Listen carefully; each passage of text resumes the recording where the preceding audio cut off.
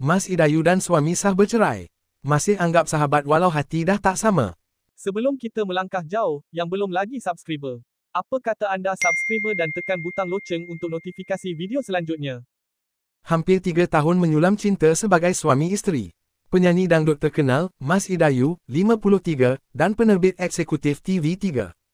Muhammad Sufian C. Issa, 54, sah bercerai pada 4 Mac lalu. Di Mahkamah Syariah Shah Alam, Sufian mengesahkan dakwaan sekaligus menjawab segala desas-desus yang berlega sejak kebelakangan ini. Memang betullah gosip itu. Kami dah sah bercerai pada 4 Mac lalu. Di Mahkamah Syariah Shah Alam. Punca perceraian, saya anggap kami sudah tiada jodoh saja. Jawab Sufian ketika ditanya mengenai desas-desus sebelum ini. Menurut Sufian, walaupun perpisahan itu pahit, dia tetap menerima takdir dengan hati terbuka dan positif.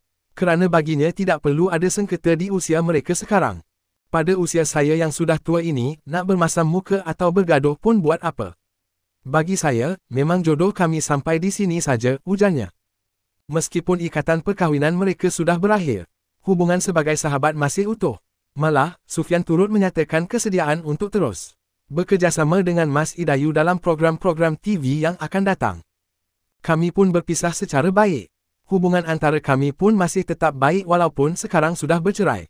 Saya akan terus beri sokongan pada kerjaya seninya, termasuk sebagai juri program, katanya lagi.